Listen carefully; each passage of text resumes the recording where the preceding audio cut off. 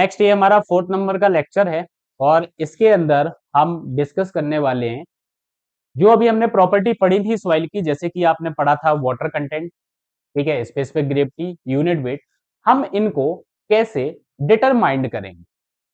Soil जो आपकी है, अगर मुझे सॉइल से एक सॉइल सैंपल, ठीक है, उस सैंपल से अगर मुझे देखना है कि सॉइल के अंदर कितना वाटर कंटेंट प्रेजेंट है, तो वो हम कैसे फाइंड आउट करेंगे।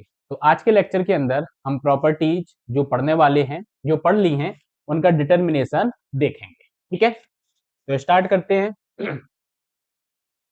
सबसे पहला जो हमारा पैरामीटर है वो पैरामीटर है कि सॉइल के जो डिफरेंट डिफरेंट पैरामीटर हमने डिस्कस किए हैं, उन पैरामीटर्स को अपने को क्या करना है, अपने को डिटरमाइन करना है, उनका डिटर्मिनेशन करना है। और वो डिटर्मिनेशन हम कैसे करेंगे, आज की क्लास में हम यही देखने वाले हैं।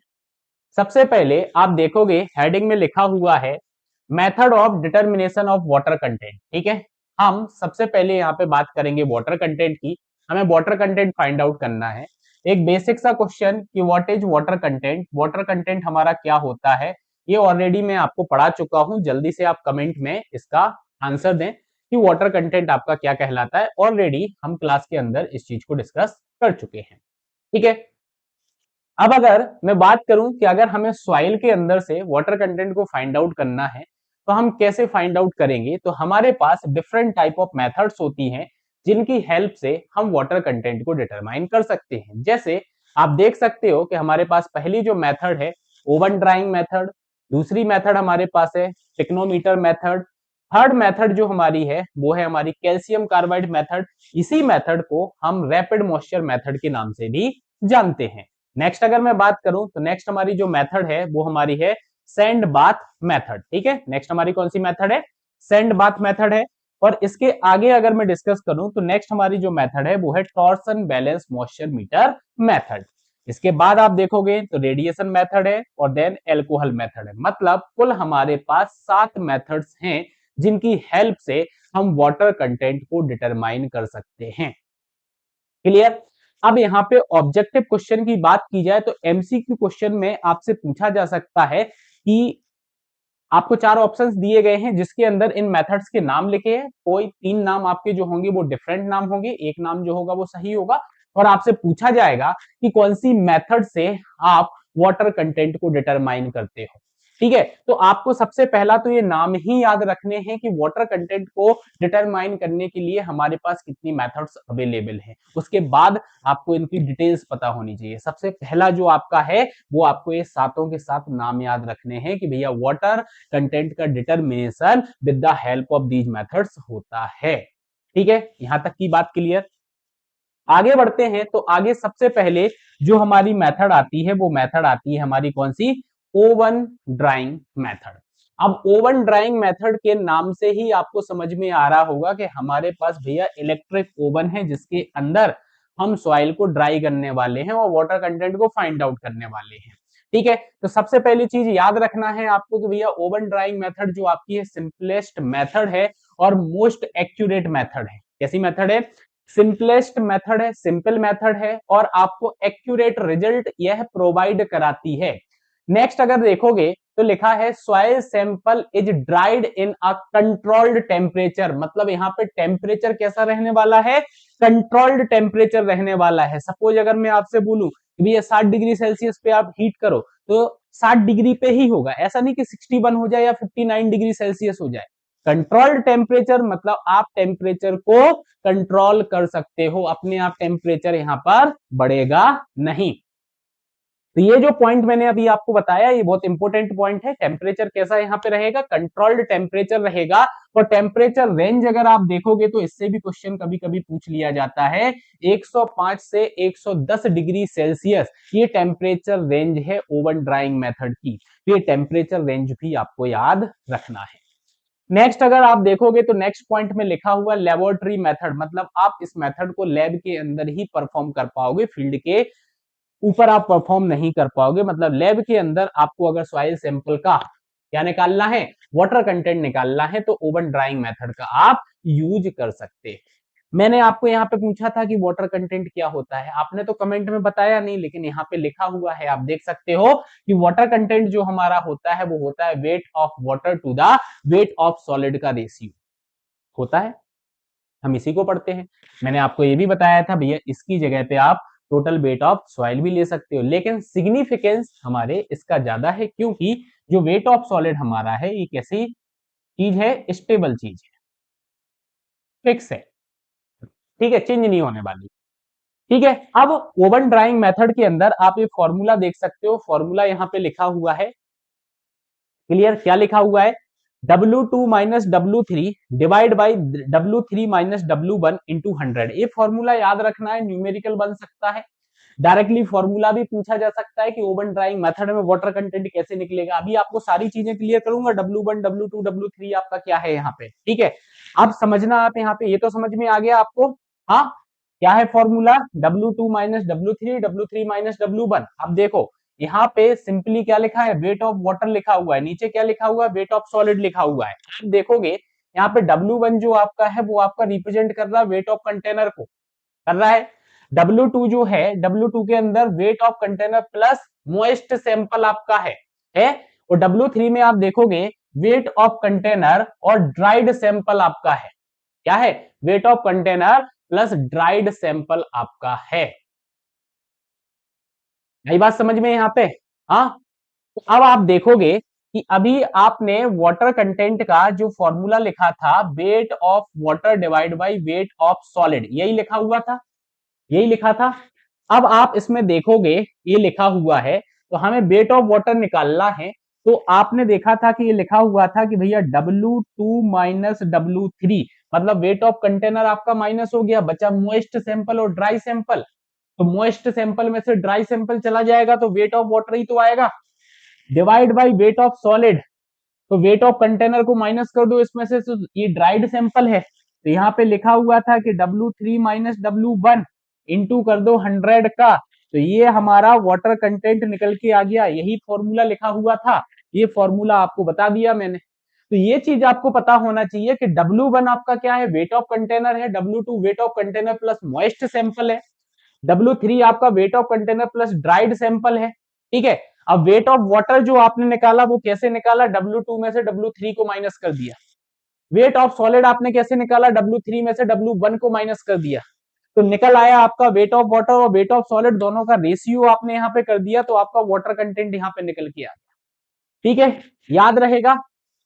तो हमने जो पॉइंट डिस्कस किए कि भैया सिंपलेस्ट और मोस्ट एक्यूरेट मेथड है, कंट्रोल्ड यहाँ पे टेम्परेचर होता है 105 से 110 डिग्री सेल्सियस।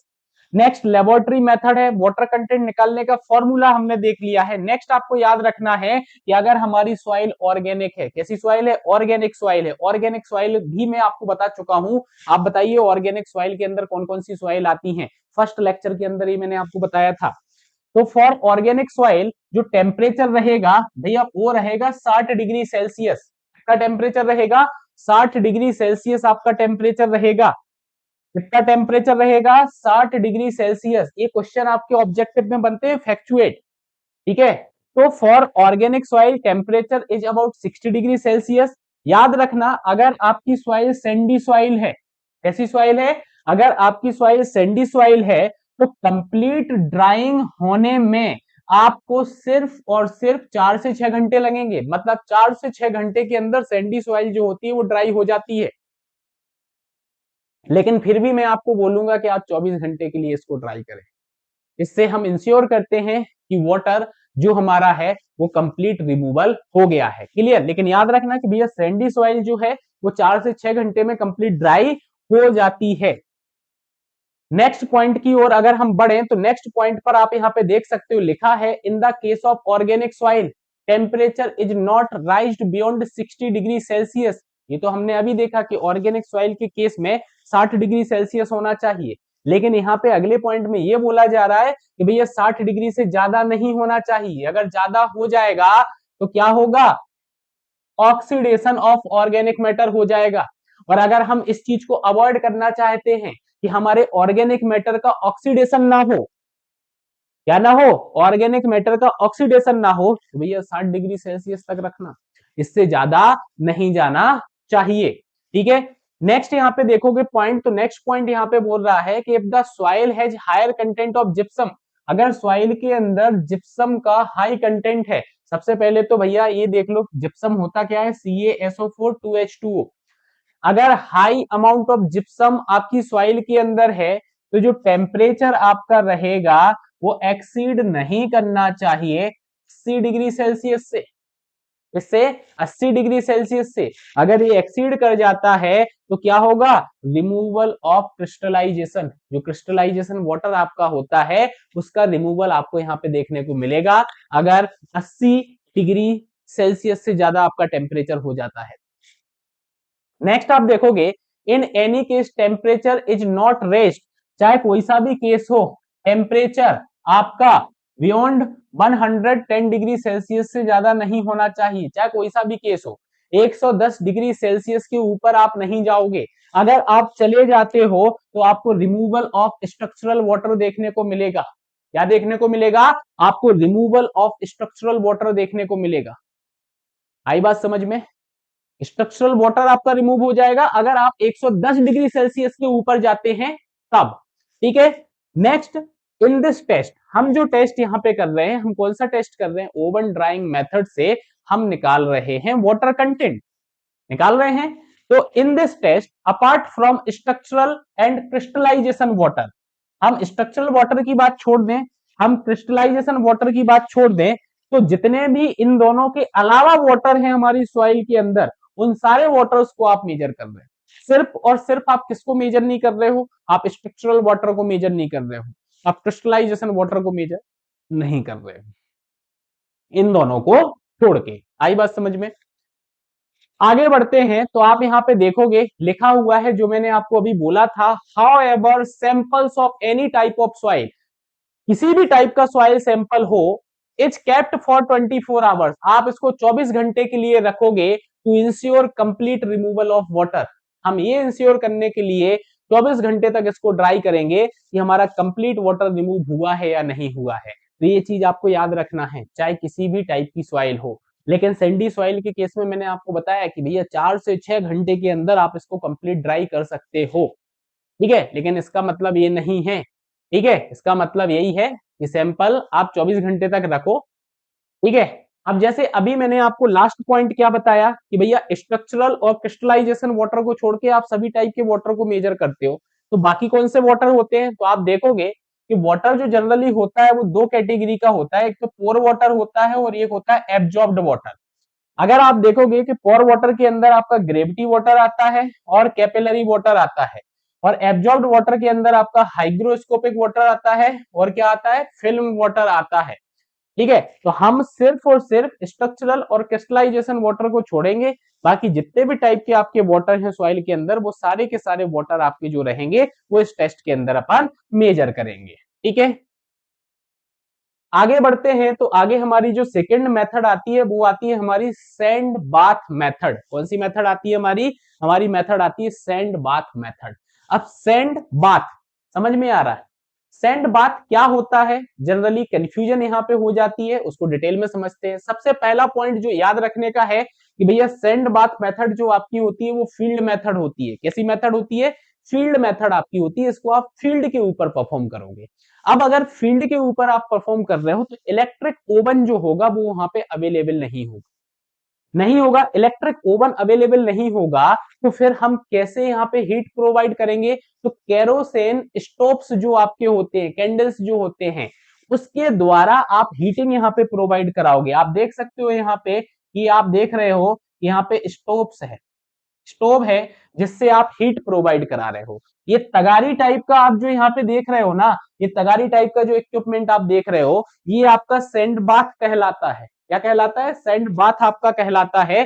और इसके अंदर कंटेनर में आप मॉइस्ट सॉइल सैंपल को भर के रख दोगे और नीचे से क्या करोगे, हीटिंग आप प्रोवाइड करोगे। लेकिन यहाँ पे दिक्कत ये है कि एक बार आपने हीटिंग यहाँ से दी, अब कोई रेगुलेटर नहीं है यहाँ पे कंट्रोल करने का कि कितना टेम्परेचर है, तो यहाँ पर टेम्परेचर आपका अनकंट्रोल हो गया है।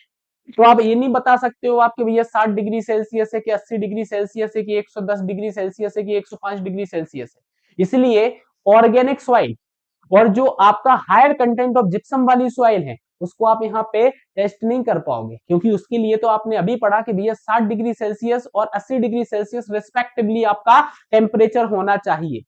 तो ये चीजें तो आप ले नहीं पाओगे, ये दोनों सॉइल नहीं ले पाओगे। क्यों? क्योंकि टेम्परेचर जो है वो आपका क्या हो गया है, क्या हो गया है, टेम्परेचर अनकंट्रोल्ड हो गया है। ठीक है, आइए वापस से आते हैं पॉइंट्स पर। तो पॉइंट्स पर लिखा है कि जैसे कि ये आपकी कैसी मेथड है, ये आपकी फील्ड मेथड। कैसी मेथड है आपकी?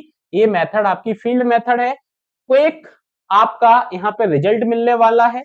Used when electric oven is not available. Electric oven अगर अवेलेबल नहीं है तो आप इसका यूज कर सकते हो। Soil sample is put in a container. Soil sample को आप कंटेनर के अंदर रखोगे। Dried by placing it in a sand bath. ये जो सैंड बाथ है आप इसके अंदर उस कंटेनर को फिल करके उसको ड्राई करने वाले हो। Which is heated on kerosene stoves.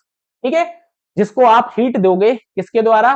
Kerosene stove के द्वारा हीट आप दोगे। ठीक है, water content is determined by using same formula as a oven drying method. Oven drying method के अंदर जो आपने फॉर्मूला लगाया था उसी फॉर्मूला का आप यहाँ पे यूज करोगे। फॉर्मूला आपका क्या था? फॉर्मूला आपका क्या था? W2 minus W3 divide by W3 minus W1 into 100। यही फॉर्मूला था। ये फॉर्मूला आप लगा के यहाँ पे क्या कर सकते हो? वाटर कंटेंट को फाइंड आउट कर सकते हो। क्या कर सकते हो? वाटर कंटेंट को आप फाइंड आउट कर सकते हो। याद रखना कि टेम्परेचर यहां पर कंट्रोल्ड नहीं है। No control on temperature. Temperature पर आपका किसी भी प्रकार का कंट्रोल नहीं है।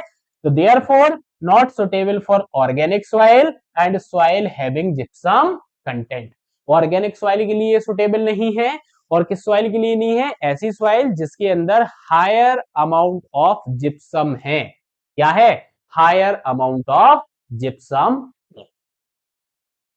यहां तक की बात क्लियर? आगे बढ़े। हाँ, यहां तक क्लियर है तो आगे बढ़े। चलो देन आगे बढ़ते हैं। तो आगे हमारी जो नेक्स्ट मेथड आती है वो हमारी मेथड आती है एल्कोहल मेथड। अब एल्कोहल मेथड की यहां पे बात की जाए तो सबसे पहला तो पॉइंट आपको याद रखना है, it is a rapid method of determination the moisture content. बहुत रैपिडली आपको, या फिर आप बोल सकते हो बहुत जल्दी आपको यह रिजल्ट प्रोवाइड कर देती है। ठीक है, 10 लेस एक्यूरेट। अगर जल्दबाजी में कोई आंसर आपको मिल रहा है मतलब एक्यूरेसी उसकी कम है। ये मेथड आपको रैपिडली यहां पे क्या करके दे रही है? रैपिडली आपको यहां पर आंसर दे रही है। आंसर दे रही है मतलब कि वाटर कंटेंट बता रही है। तो लेस एक्यूरेट मेथड है और सुटेबल कहां के लिए? फील्ड टेस्ट के लिए। आप इसको फील्ड टेस्ट पर परफॉर्म कर सकते हो। अगर आपको जल्दबाजी में आपको रिजल्ट निकालना है तो आप फील्ड पर इसका टेस्ट कर सकते हो। कैसे काम करती है? सबसे पहले यहां पे देखो कि जो हमारा सॉइल सैंपल होता है उसको आपको एवेपोरेटिंग डिस्क के अंदर ले लेना है। ठीक है, उसका आपको क्या करना है? वेट कर लेना है, क्योंकि वो वेट सॉइल सैंपल है, मोइस्ट सॉइल सैंपल है, उसका आपको वेट निकाल लेना है। अब नेक्स्ट यहां पे है mix 1 millilitre of methylated spirit. याद रखना हम यहां पर मिक्स क्या करने वाले हैं? हम यहाँ पे मिथाइलेटेड स्प्रिट यहां पर मिक्स करने वाले हैं। क्या मिक्स करने वाले हैं? मिथाइलेटेड स्प्रिट मिक्स करने वाले हैं। कितना? 1 मिलीमीटर। कितना? 1 मिलीमीटर। किसमें? ईच ग्राम ऑफ सॉइल में। 1 ग्राम सॉइल में 1 मिलीलीटर मिथाइलेटेड स्प्रिट आप मिक्स करोगे। ठीक है, अब आपको कंटिन्यूएशन में उसको मिक्स करना है। जो आपका एवेपोरेटिंग डिश है ना उसके अंदर मिक्स करना है और उसको इस टाइप से नाइफ वगैरह होगी कुछ, उससे जैसे ये लिखा ना प्लेटी नाइफ्स आपकी होगी, उससे आपको इस टाइप से पूरा यूनिफॉर्म बना देना है। ठीक है, light the methylated spirit on fire. अब आपको लाइट प्रोवाइड करनी है, मतलब कि इग्निशन देना है जिससे मिथाइलेटेड स्प्रिट के अंदर फायर मतलब वो जलने लग जाए। तो जैसे ही वो जलेगा, ठीक है, तो आपको कंटिन्यूएशन में क्या करते रहना है? उसको ऐसे सेक करते रहना, मिक्स करते रहना वो नाइफ की हेल्प से। ठीक है, let the disc cool. Clear? उसके बाद आप उस डिस्क को, इवेपोरेटिंग डिस्क को कूल करोगे। आफ्टर कब? जब मिथाइलेटेड स्प्रिट जो आपका है वो पूरा का पूरा बर्न हो जाए। ठीक है। उसके बाद आप जो ड्राई सॉइल बचेगी उसका आपको जो मास रहेगा या वेट अगर बात करें तो आपको उसका वेट जो रहेगा उसको आपको मेजर कर लेना है। ठीक है, सेम फॉर्मूला वही लगा देना है आपको वाटर कंटेंट का जो आपने ओवन ड्राइंग मेथड में लगाया है, जो आपने काय में लगाया है, ओवन ड्राइंग मेथड में लगाया है, वो सेम फॉर्मूला आपको यहाँ पे अप्लाई कर देना है और वाटर कंटेंट को आपको क्या करना है, फाइंड आउट कर लेना है। ठीक है, क्या कर लेना है,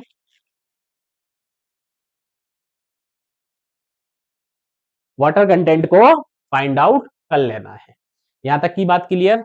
चलो आगे बढ़ने से पहले इसी मेथड्स की हम लिमिटेशंस की बात करें। लिमिटेशंस ये है कि भैया ये भी not suitable for organic soil और हाई जिप्सम कंटेंट सॉइल, ये भी हाई जिप्सम कंटेंट और ऑर्गेनिक सॉइल के लिए सुटेबल नहीं है।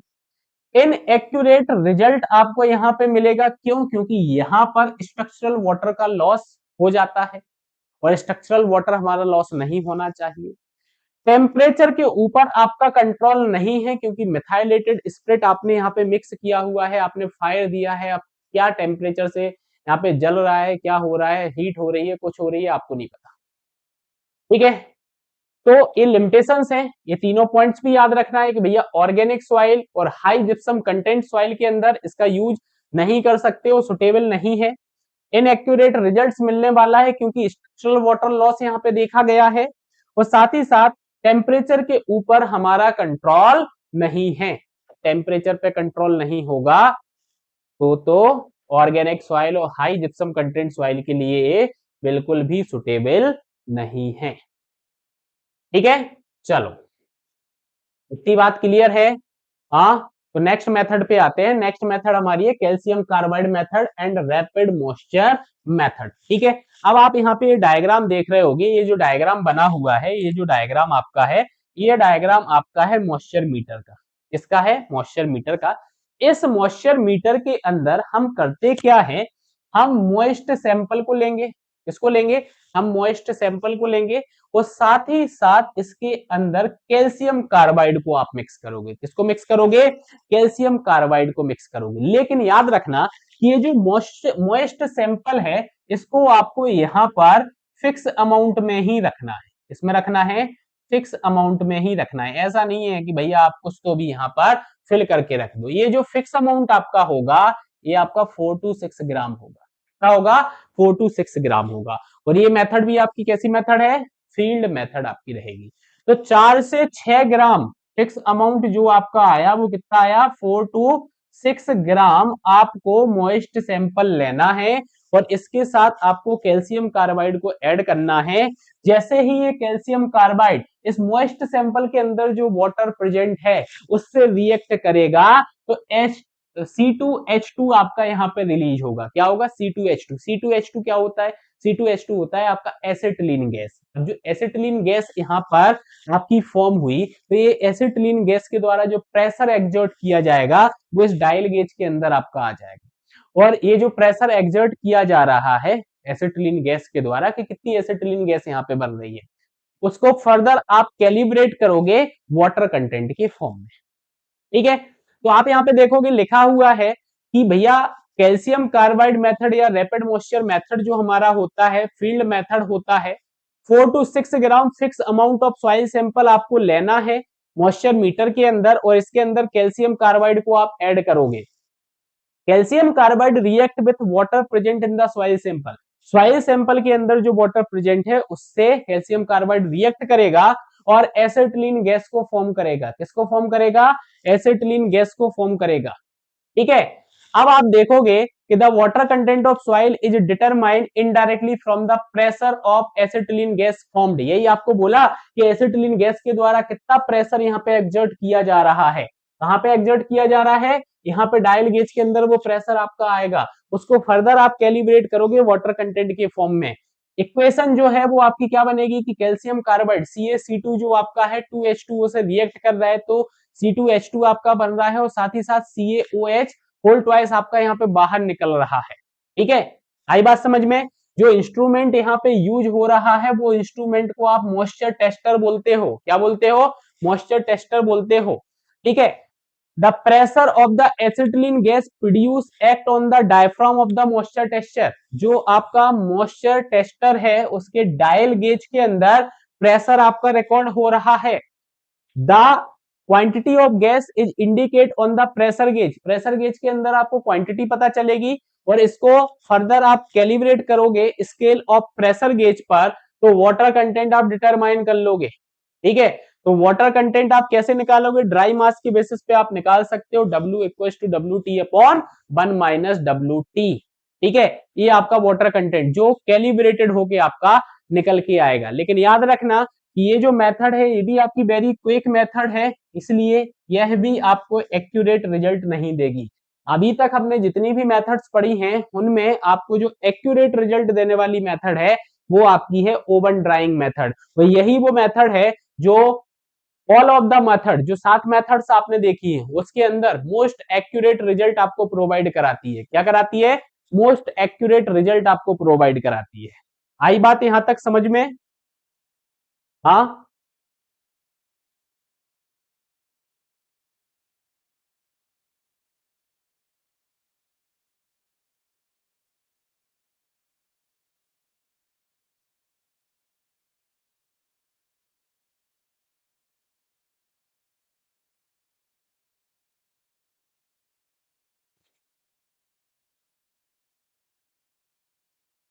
ये हमारी जो मेथड थी, ये हमारी कौन सी मेथड थी? Calcium carbide method. ठीक है, नेक्स्ट आगे बढ़ते हैं। तो नेक्स्ट हमारा आता है पिक्नोमीटर मेथड। पिक्नोमीटर मेथड भी हमारी कैसी मेथड है? लेबोरेटरी मेथड है। सबसे पहले तो आपको ये याद रखना है, क्विक मेथड आपका है। ठीक है, क्विक मेथड आपकी है। जो पिक्नोमीटर हम यहाँ पे यूज करते हैं उसका जो वॉल्यूम रहेगा वो 900 ml रहेगा। कितना वॉल्यूम रहेगा? 900 ml का पिक्नोमीटर आप यहाँ पे यूज कर रहे हो। कॉनिकल कैप इसके ऊपर प्रोवाइड होता है जिसका डायामीटर 6 mm डायामीटर आपको देखने को मिलेगा। Hole at the top can be screwed on the glass bottle. ठीक है, ग्लास बॉटल के ऊपर ये स्क्रूड रहता है जिसके अंदर 6 mm का होल डायामीटर आपको देखने को मिलेगा। ये कॉनिकल कैप है। ये क्या है? एक कॉनिकल कैप है जिसके ऊपर 6 mm डाया का होल मिलेगा जो स्क्रूड रहता है। पिक्नोमीटर जो आपकी बॉटल होती है ना, पिक्नोमीटर ग्लास बॉटल जो होती है उसके ऊपर रहेगा। आगे आपको अभी डायग्राम भी दिखाऊंगा मैं इसका। ठीक है, ठीक है, लेकिन इस मेथड को आप यूज तभी कर पाओगे जब आपको सॉइल सॉलिड्स का क्या पता होगा? सॉइल सॉलिड्स का स्पेसिफिक ग्रेविटी पता होगा। तो यहाँ पे फिर से आपके लिए क्वेश्चन है कि भैया स्पेसिफिक ग्रेविटी क्या कहलाती है? ये मैं आपको पढ़ा चुका हूं, जल्दी से कमेंट में आंसर दें आगे बढ़ने से। ठीक है, मैं तो आगे समझाता जा रहा हूं, आप कमेंट में आंसर दें कि भाई जो स्पेसिफिक ग्रेविटी होती है वो क्या होती है। इससे क्या होगा? आपका रिवीजन भी होता जाएगा, भैया आपने कल की क्लास का जो है वो पढ़ा है या नहीं पढ़ा है। तो स्पेसिफिक ग्रेविटी अगर आपको नॉन होगी सॉइल सॉलिड्स की तो ही आप पिक्नोमीटर मेथड को यहाँ पे क्या कर पाओगे? अप्लाई कर पाओगे। ठीक है, अब आप यहाँ पे देखोगे यहाँ पे लिखा हुआ है लेट W1 जो हमारा है वो हमारा weight of empty and dried pycnometer bottle है। ठीक है, W2 जो आप देखोगे वो हमारा weight of pycnometer plus soil है। ठीक है, W3 जो हमारा है वो weight of pycnometer soil plus water. ठीक है, और W4 जो हमारा है weight of pycnometer plus water. अब आप बोलोगे ये क्या चीज है? तो आप देखोगे यहाँ पे पिक्नोमीटर है, ये आपकी यहाँ पे देख रहे होगे कि ग्लास की बोतल हो गई है, ऊपर एक कॉनिकल कैप लगा हुआ है जिसके अंदर ये ओपनिंग आपको देखने को मिलेगी 6 mm डायामीटर की। ठीक है, अब आप देखोगे W1 यही बोला मैंने कि empty dried pycnometer bottle. W2 जो आपका है ड्राई सॉइल यहाँ पर है। क्या है? ड्राई। W2 जो है weight of pycnometer plus soil, तो ड्राई सॉइल। ठीक है, W3 जो आपका है यहाँ पर वो क्या हो गया? पिक्नोमीटर का वेट हो गया, सॉलिड्स हो गए, वाटर हो गया। W4 के अंदर पिक्नोमीटर प्लस वाटर आपका आ गया है। आई बात यहाँ पे समझ में? अब वाटर कंटेंट जो हमारा होता है हम अभी तक पढ़ते हुए आए हैं कि wait of water upon weight of solid होता है। तो आपको सबसे पहले यहाँ पे वेट ऑफ वाटर निकालना है। तो ये वेट ऑफ वाटर आप कैसे निकाल पाओगे? तो इस W2 में से W1 को माइनस कर दिया, W2 में से W1 को माइनस कर दिया तो पिक्नोमीटर का वेट जो है वो माइनस हो गया माइनस हो गया। और इसमें से आपने किसको माइनस कर दिया, सॉलिड्स को माइनस कर दिया, वेट ऑफ सॉलिड्स को माइनस यहाँ पे कर दिया। तो जैसे ही आपने वेट ऑफ सॉलिड को यहाँ पे माइनस किया तो हमारा क्या निकल के आ जाएगा, वेट ऑफ वाटर निकल के आ जाएगा। आई बात समझ में, W2 में से W1 को माइनस किया और वेट ऑफ सॉलिड को माइनस कर दिया तो वेट ऑफ वाटर निकल के आ गया, ये आ गया वेट ऑफ वाटर। क्यों, क्योंकि आप यहाँ पे देख रहे होगे ना, ये वाटर हो गया, ये ड्राई सॉइल हो गई, ठीक है। आ रही बात समझ में, क्योंकि सॉलिड तो जो आपके रहेंगे वो बराबर ही है, हाँ, ठीक है। तो आई बात समझ में, वेट ऑफ वाटर कैसे निकला, वेट ऑफ वाटर निकला W2 में से W1 को माइनस किया और इसमें से आपने वेट ऑफ सॉलिड को माइनस कर दिया तो वेट ऑफ वाटर आपका निकल के आ गया, ठीक है। नेक्स्ट आप देखोगे कि इफ फ्रॉम W3, जो आपका W3 है, ठीक है, क्या लिखा है, if from W3 the weight of solid WS could be removed and replaced by the weight of equivalent volume of water. मतलब W3 में से हम ये जो सॉलिड्स हैं इसको हटा देते हैं इक्विवेलेंट वॉल्यूम ऑफ वाटर से, तो the wait W4 will be, तो W4 हमारा जो वेट होगा वो क्या हो जाएगा, तो W4 जो हमारा वेट होगा वो ये हो जाएगा, क्या हो जाएगा, W3 माइनस WS। यही बोला, इसमें से सॉलिड्स को हटा दो तो W3 माइनस WS, और इक्विवेलेंट वॉल्यूम ऑफ हम यहां पर किसका जोड़ देते हैं, वाटर का जोड़ देते हैं। तो ये जोड़ दिया यहाँ पे WS upon gamma into gamma W into gamma W, ये जोड़ दिया। क्योंकि आप यहाँ पे देखोगे कि VS जो वॉल्यूम ऑफ सॉलिड होता है, वॉल्यूम ऑफ सॉलिड होता है वो क्या होता है, weight of solid upon unit weight of solid. तो जी आपका क्या हो जाएगा, जी आपका क्या होता है, ये होता है आपका unit weight of solid divide by unit weight of water, यही होता है ट्रू स्पेसिफिक ग्रेविटी। यही तो पूछा था कि भैया कमेंट में आंसर दो, आपने दिया ही नहीं, ठीक है। तो स्पेसिफिक ग्रेविटी ये होता है। तो यहाँ पे अपन ने कर दिया ये, तो आगे वेट ऑफ सॉलिड अपन ने निकाल लिया यहाँ से, तो वेट ऑफ सॉलिड अपना क्या निकल के आया, W3 माइनस W4 जी अपॉन जी माइनस 1। आप इसको सॉल्व करोगे तो निकल के आएगा, ठीक है, वो मैं नहीं करा रहा हूं, वो आप देख लेना, ठीक है। अब जो इक्वेशन 1 हमारी यहाँ पे बनी और इक्वेशन 2 जो हमारी यहाँ पे आई, आप देखोगे कि यहां से 1 एंड 2 से हमारा जो फाइनल यहाँ पे फॉर्मूला निकल के आएगा वो निकल के आएगा W2 minus W1 divide by W3 minus W4 G minus 1 upon G minus 1 into 100। ये पिक्नोमीटर मेथड का फॉर्मूला है। याद कैसे रखोगे, 1 2 3 4 ऐसा anti clockwise rotation, W1 minus W2 W3 minus W4 G minus 1 upon G minus 1 into 100। तो ये formula अपने को याद रखना है, न्यूमेरिकल्स वगैरह जो आएंगे भैया इस पर बेस्ड आने होंगे, ठीक है। न्यूमेरिकल्स वगैरह जो आने वाले हैं वो इस पर बेस्ड आने वाले हैं, ठीक।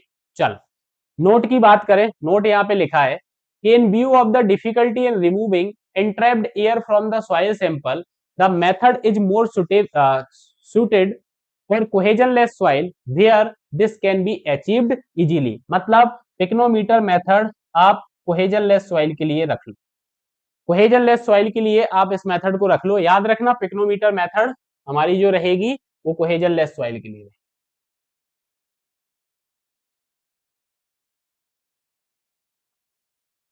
इसके लिए रहेगी, कोहेजनलेस सॉइल के लिए रहेगी, ठीक है। चलो नोट का दूसरा पॉइंट है कि pycnometer method is suitable for coarse grain soil but if it is used for fine grain soil. Suitable तो कोर्स ग्रेन सॉइल के लिए है, लेकिन अगर आप इसको फाइन ग्रेन सॉइल में यूज करते हो तो आपको वाटर की जगह पर आपको केरोसिन यूज करना है। क्या करना है, केरोसिन यूज करना है। क्यों, क्योंकि केरोसिन जो आपका है उसका गुड वेटिंग कैरेक्टरिस्टिक्स होता है। क्या होता है, गुड वेटिंग कैरेक्टरिस्टिक्स होता है। इसलिए आप वाटर की जगह केरोसिन का यूज करके पिक्नोमीटर मेथड को फाइन ग्रेन सॉइल के लिए भी यूज कर सकते हो, ठीक है। क्या कर सकते हो, पिक्नोमीटर मेथड को आप यूज कर सकते हो फाइन ग्रेन सॉइल में भी, ठीक है।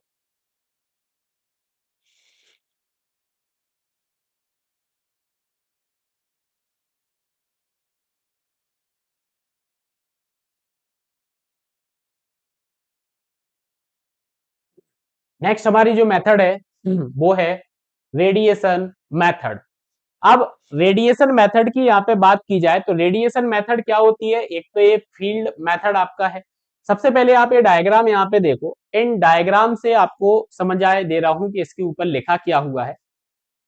ग्राउंड लेवल आप देख पा रहे होगे कि ये हमारा क्या है, ये हमारा ग्राउंड लेवल है।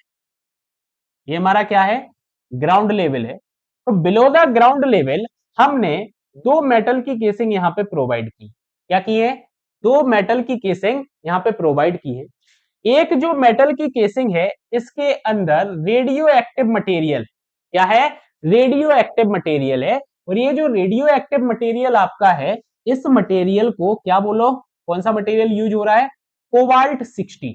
रेडियो एक्टिव मटेरियल जो यहाँ पर है, जो कैप्सूल यहाँ पे यूज किया है, वो कोबाल्ट 60 अपन ने यूज किया है।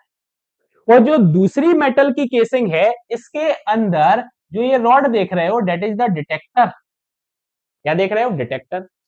अब एक बार अगर यह रेडियो एक्टिव मटेरियल एक्टिवेट हो जाता है तो ये क्या करता है, न्यूट्रॉन्स को यहां पे इमिटेट करेगा। क्या करेगा, न्यूट्रॉन्स को यहां पे इमिटेट करेगा। ये न्यूट्रॉन्स ये सॉइल के अंदर जो वाटर है, ठीक है, सॉइल के अंदर जो वाटर है, उस वाटर के अंदर हाइड्रोजन एटम्स होंगे। तो हाइड्रोजन एटम से रिएक्ट करेगा, रिएक्ट करेगा तो एनर्जी में लॉस यहां पे देखने को मिलेगा। जो वो लॉस है वो आपको डिटेक्टर के द्वारा दिखेगा। तो जो लॉस ऑफ एनर्जी यहाँ पे हुआ है उसको कैलिब्रेट करोगे आप किसके फॉर्म में, वाटर कंटेंट के फॉर्म में, तो रिजल्ट आपको मिल जाएगा। ये कहलाती है आपकी radiation method.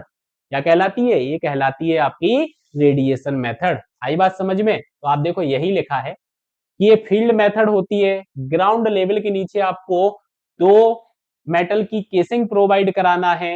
Radio active isotopes are used to determine water content of soil. Water content of soil find out करने के लिए इस मेथड में रेडियो एक्टिव आइसोटॉप्स का यूज किया जाता है। रेडियो एक्टिव आइसोटॉप्स मटेरियल जो आपका होता है वो आपका कोबाल्ट 60 होता है। क्या होता है, कोबाल्ट 60 आपका होता है। आई बात समझ में, कौन सा होता है, कोबाल्ट 60 जो आपका मटेरियल होता है उसको एज आप रेडियो एक्टिव आइसोटॉप्स यूज करते हो। ठीक है। अब अगर रेडियो एक्टिव आइसोटॉप्स आपका एक्टिवेट होगा तो वो न्यूट्रॉन्स को क्या करेगा, न्यूट्रॉन्स को इमिटेट करेगा, रिलीज करेगा, करेगा। तो neutrons are released by the radioactive material which got scattered in the presence of hydrogen atoms of water and loss energy. The loss energy is directly proportional to quantity of water present in the soil. मतलब कितना loss of energy यहाँ पे है, वो directly proportional water content से है। तो जितना लॉस ऑफ एनर्जी यहाँ पे हुआ होगा उतना वाटर कंटेंट सॉइल के अंदर प्रेजेंट है। ये बोलती है हमारी रेडिएशन मेथड। ये क्या बोलती है हमारी, ये हमारी बोलती है रेडिएशन मेथड। ठीक है, आगे बढ़ते हैं। आगे हमारी जो मेथड आती है वो मेथड हमारी आती है टॉर्सन बैलेंस मेथड। अब टॉर्सन बैलेंस मेथड के अंदर क्या होता है, हाँ, टॉर्सन बैलेंस मेथड के अंदर क्या होता है, सबसे पहले आप ये देखो कि torsion balance method is one of the method that determine the water content of soil rapidly. ये भी आपको रैपिडली सॉइल के अंदर वाटर कंटेंट को बता देगी। The method employ as infrared lamp. याद रखना इस मेथड के अंदर यूज होता है इंफ्रारेड लैंप का और टॉर्सन बैलेंस का। किसका यूज होता है, ये दो चीजें याद रखना। जो ये अंडरलाइन कर रहा हूं मैं चीजों को, जो सर्कल के अंदर कर रहा हूं, जो लाइन खींच रहा हूं, इन चीजों को आप एज अ शॉर्ट नोट्स में बनाएंगे। ठीक है। तो इंफ्रारेड लैंप और टॉर्सन बैलेंस यहाँ पे यूज किया जाता है मॉइस्चर कंटेंट को डिटरमाइन करने के लिए। ठीक है, एंड विथ हाई एक्यूरेसी के साथ।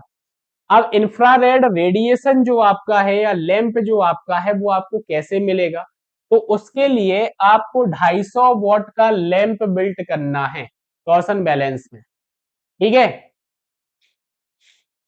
250 वॉट का लैंप बिल्ट करना है। और याद रखना अल्टरनेटिंग करंट आप यहां पे कितना दोगे, 220 से 230 वोल्ट। कितने साइकिल, 50 साइकिल।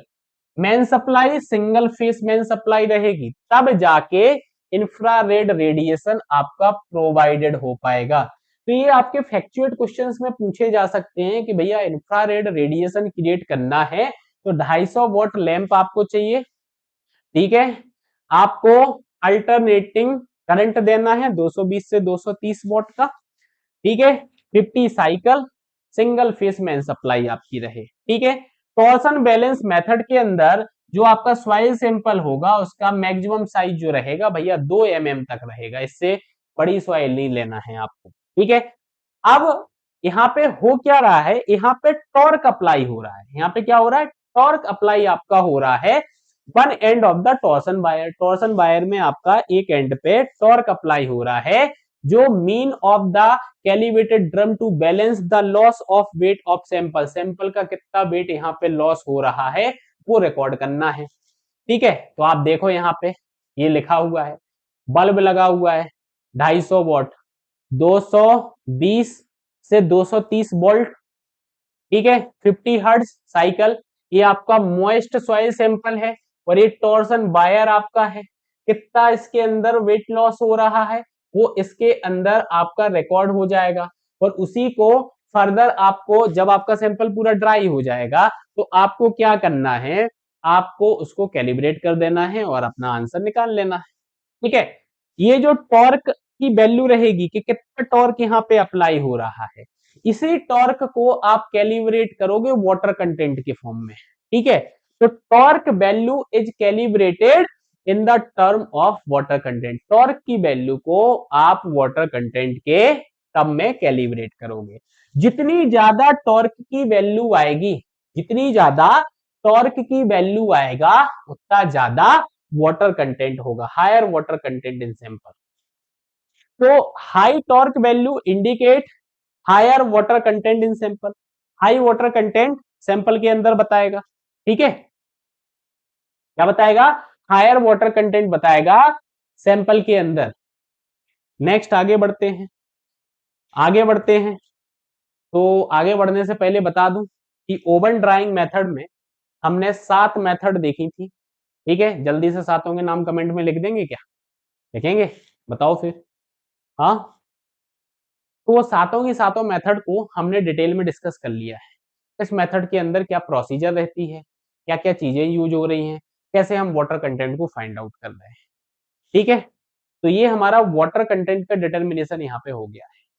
अब हम पढ़ेंगे स्पेसिफिक ग्रेविटी का डिटर्मिनेशन। इसका डिटर्मिनेशन अपन देखेंगे, अपन देखेंगे स्पेसिफिक ग्रेविटी का डिटर्मिनेशन कि स्पेसिफिक ग्रेविटी का डिटर्मिनेशन कैसे होता है।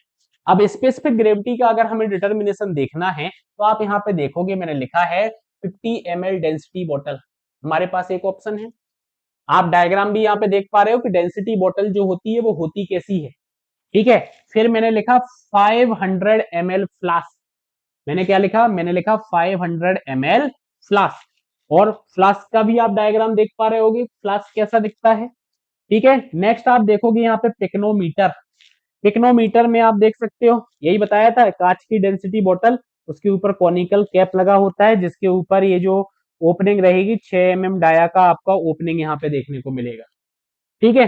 अब जो 50 ml डेंसिटी बोतल है ना, आप किसी भी प्रकार की सॉइल की स्पेसिफिक ग्रेविटी निकालना है, चाहे वो फाइन ग्रेन सॉइल हो चाहे वो कोर्स ग्रेन सॉइल हो, आप 50 ml डेंसिटी बोतल यूज कर सकते हो। लेकिन अगर मैं बोलूं कि 500 ml फ्लास्क और पिक्नोमीटर, तो आप इसको यूज करोगे कोर्स ग्रेन सॉइल के लिए, इसके लिए यूज करोगे, आप यूज करोगे कोर्स ग्रेन सॉइल के लिए। अगर हमें कोर्स ग्रेन सॉइल की स्पेसिफिक ग्रेविटी निकालना है तो हमारे पास दो ऑप्शन, एक तो हो गया हमारे पास ऑप्शन क्या, 500 ml का फ्लास्क, दूसरा हो गया पिक्नोमीटर। लेकिन हमने एक और चीज पढ़ी थी कि अगर हमें पिक्नोमीटर को फाइन ग्रेन सॉइल के लिए यूज करना है तो जो हमारा वाटर है उस वाटर को हम रिप्लेस कर देंगे केरोसिन से। क्यों, क्योंकि केरोसिन की जो वेटिंग कैरेक्टरिस्टिक्स होती हैं वो ज्यादा बेटर होती हैं, ठीक है।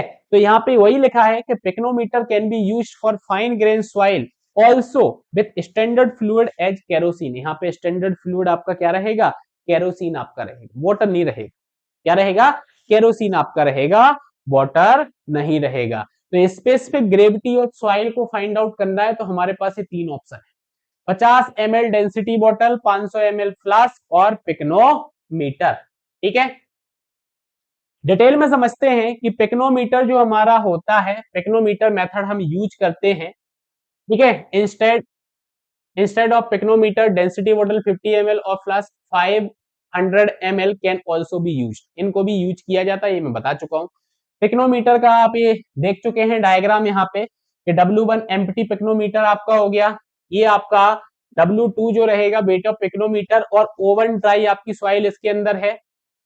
ये आपका W3 जो रहेगा इसके अंदर सॉइल भी हो गई, वाटर भी हो गई और ये पिक्नोमीटर भी हो गया, तो तीनों का इंक्लूड हो गया। इसके अंदर सिर्फ किसका, पिक्नोमीटर का, इसके अंदर ड्राई सॉइल और पिक्नोमीटर, और W4 के अंदर वाटर और पिक्नोमीटर। ठीक है, तो ये सारे वेट आपके हो गए हैं जो ऊपर लिखे हुए हैं कि W1 जो आपका रहेगा वो वेट ऑफ एम्प्टी पिक्नोमीटर रहेगा। ठीक है, W2 जो आपका होगा वो weight of pycnometer plus soil sample, और सॉइल सैंपल कैसा आपका रहेगा, ओवन ड्राइड सॉइल सैंपल रहेगा। कैसा सॉइल सैंपल रहेगा, ओवन ड्राइड सॉइल सैंपल रहेगा। W3 आप देखोगे तो ये weight of pycnometer plus soil solids plus water आपका रहेगा। ठीक है, W4 जो आपका रहेगा वो weight of pycnometer plus water आपका रहेगा। क्या रहेगा, weight of pycnometer plus water आपका रहेगा। ठीक है, आगे बढ़ते हैं। आगे आप बढ़ोगे तो फॉर्मूला आपका क्या बनेगा, स्पेसिफिक ग्रेविटी का जी निकालना है। यहाँ पे क्या बनेगा, W2 माइनस W1। अब ये W2 माइनस W1 देखो, W2 माइनस W1 तो ये ड्राई सॉइल आ गई ना, तो ड्राई सॉइल में आप यहाँ पे बोल सकते हो that is the weight of solid, ये डायरेक्टली लिख दिया। नीचे W2 माइनस W1, इसमें से माइनस कर दिया W3 माइनस W4, तो ये वाली जो टर्म है ये आपका वेट ऑफ सॉलिड बन जाएगा। तो ये wait of solid minus W3 plus W4, bracket को ओपन कर दिया। तो इस फॉर्मेट में भी आपसे एग्जाम में फॉर्मूला पूछा जा सकता है और इस फॉर्मेट में भी आपसे फॉर्मूला पूछा जा सकता है। तो जो हमारी पिक्नोमीटर मेथड है इससे स्पेसिफिक ग्रेविटी निकालना है, तो ये फॉर्मूला जो है ये आपको यहाँ पर याद रखना है।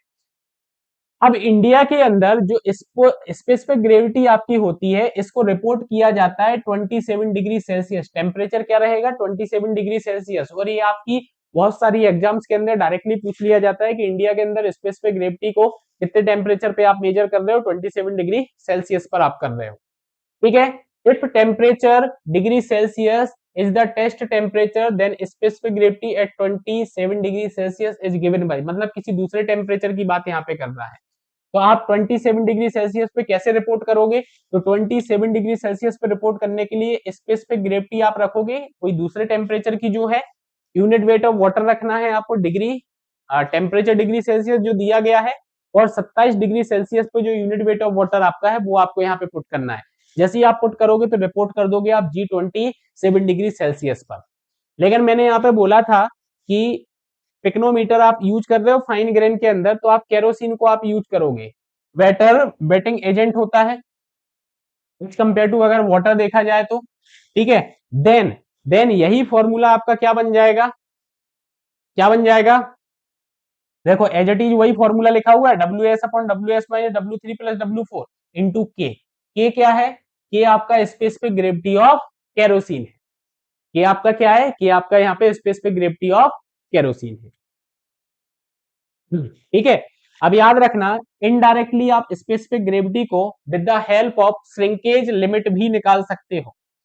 क्या कर सकते हो, G can also be determined indirectly by using shrinkage limit. तो श्रिंकेज लिमिट का यूज करके भी आप स्पेसिफिक ग्रेविटी को फाइंड आउट कर सकते हो। तो याद रखना है आगे चल के एमसीक्यू में आपसे क्वेश्चन पूछा जा सकता है, आगे जब श्रिंकेज लिमिट पढ़ाऊंगा तब तो बताऊंगा ही सही। ठीक है, अभी भी आप याद रख लेना क्योंकि आप ऑब्जेक्टिव क्वेश्चंस को प्रैक्टिस करोगे।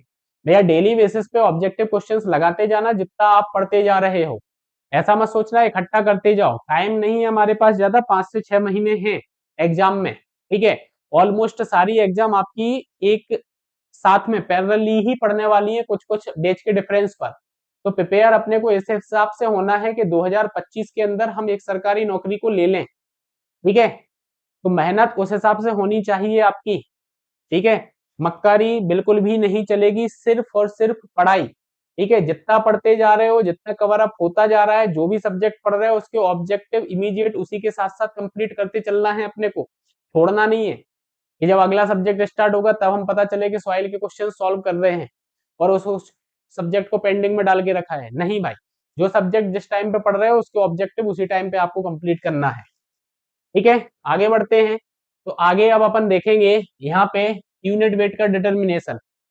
हाँ, यूनिट वेट क्या होता है? वेट पर यूनिट वॉल्यूम, यही होता है।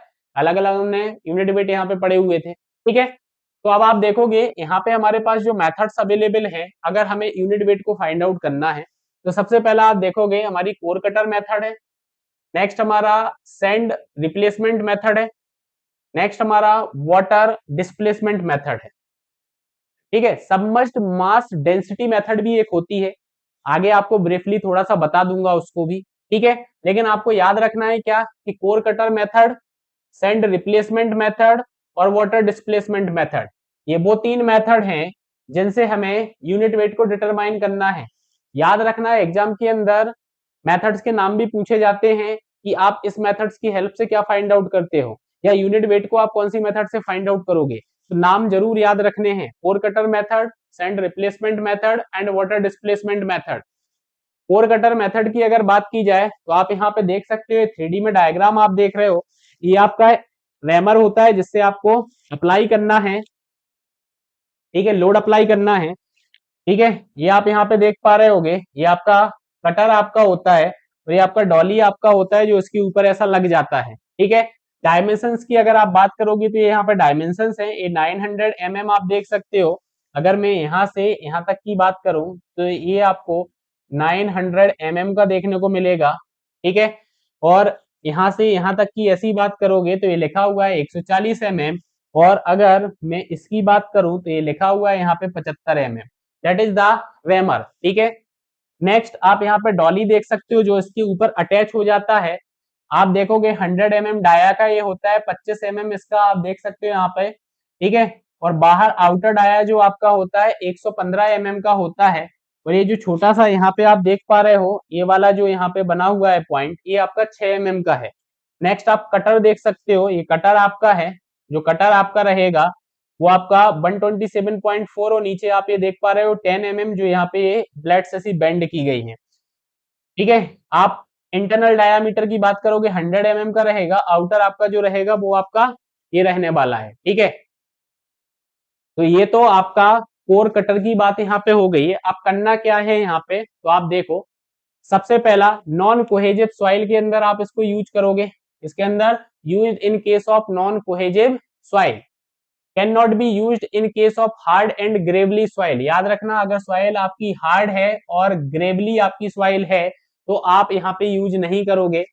Method consist of driving a core cutter, जो कोर कटर आपका होता है उसका वॉल्यूम जो रहेगा 1000 cc आपका रहेगा into the soil, removing it cutter filled with the soil is weighed, volume of cutter is known from the dimension and in situ. कहने का मतलब ये है कि सपोज मान लो ये ग्राउंड लेवल है, इसके अंदर एक कोर कटर अंदर गया, जैसे ही अंदर गया इसके अंदर कितनी सॉइल इसने कट की, उस सॉइल का आपको वेट ले लेना है।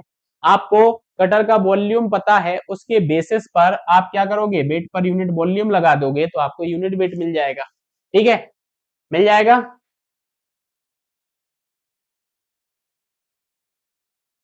ठीक है, अगर हमें वाटर कंटेंट पता है उस सॉइल का तो हम लेबोरेटरी के अंदर ड्राई यूनिट वेट यहाँ पे निकाल सकते हैं, कंप्यूट कर सकते हैं। तो ये हमारी कोर कटर मेथड होती है। कौन सी मेथड होती है? ये हमारी कोर कटर मेथड होती है। नेक्स्ट अगर मैं बात करूं तो नेक्स्ट हमारी सैंड रिप्लेसमेंट मेथड होती है। ठीक है, अगर हमारी सॉइल हार्ड है एंड ग्रेवली है तो हम इसका यूज करते हैं। थोड़ा सा डायग्राम से आपको समझाया यहाँ पे देता हूं मैं।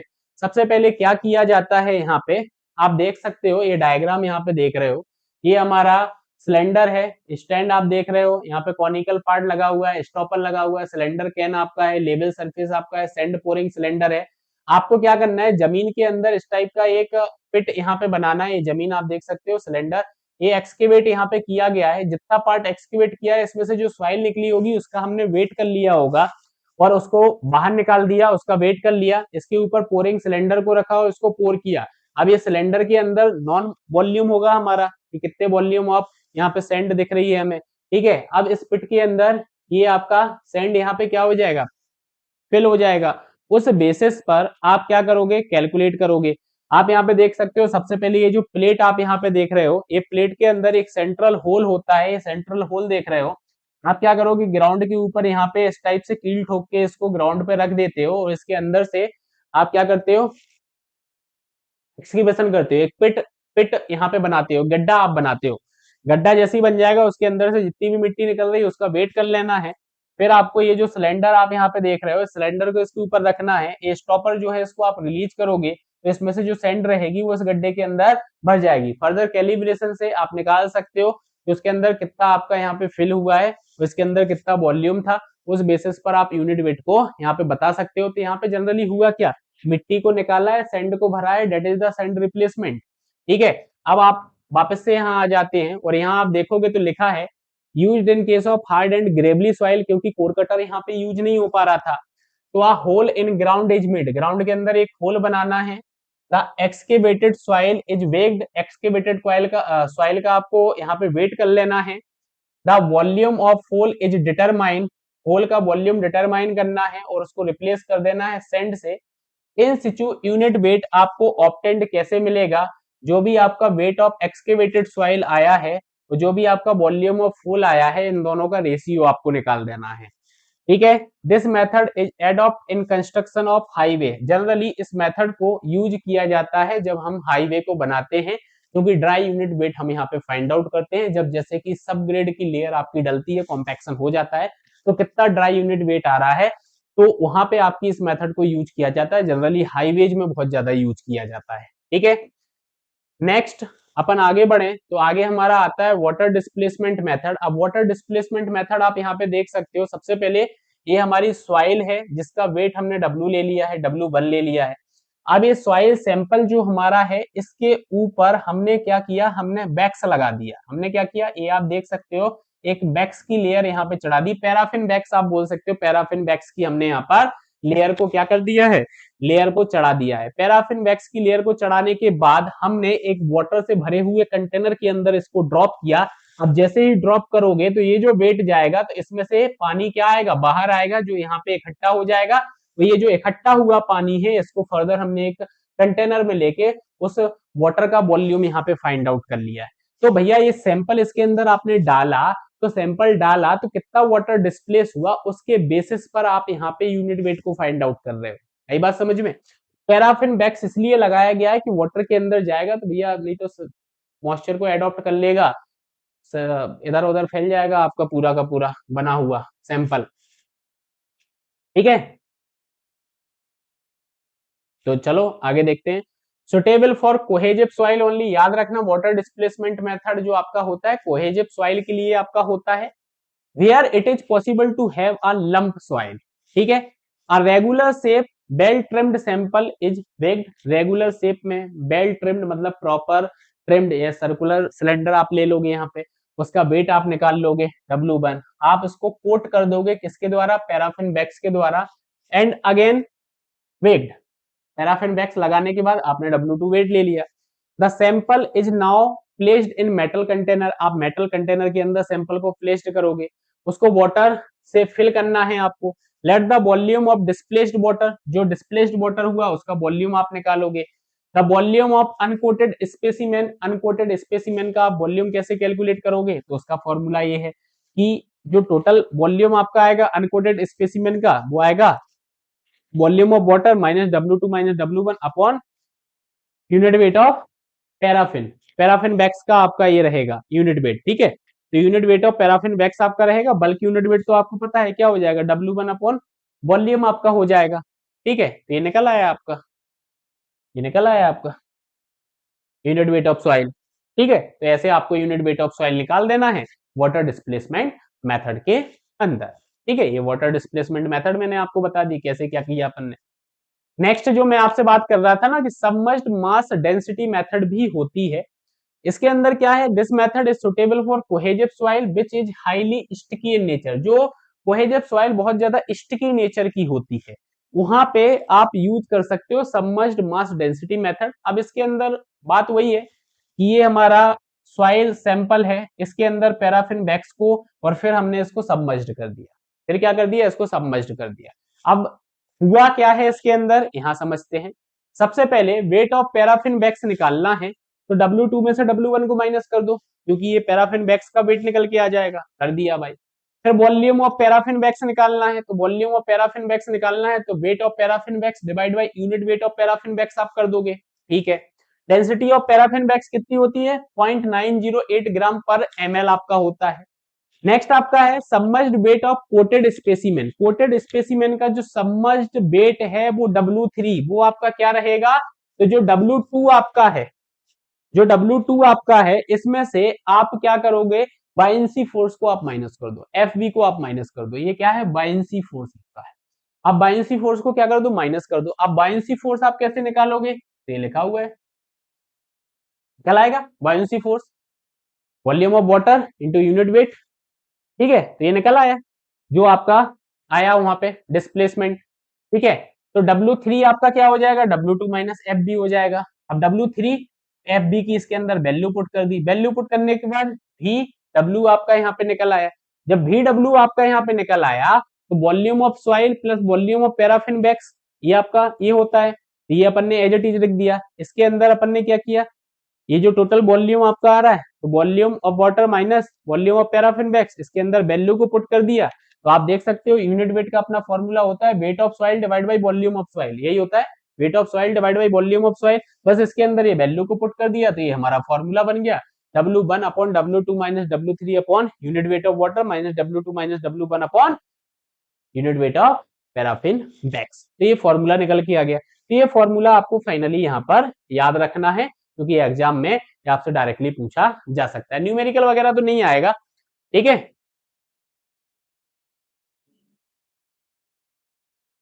तो आज की क्लास के अंदर हमने जो पैरामीटर्स थे हमारे सॉइल के उसका डिटर्मिनेशन देखा, जैसे कि वाटर कंटेंट हमारा हो गया, ठीक है। इसके बाद हमारा आपने यहाँ पे देखा कि हमने स्पेसिफिक ग्रेविटी को फाइंड आउट किया, यूनिट वेट को हमने फाइंड आउट किया, डिटरमाइन कर लिया, ठीक है।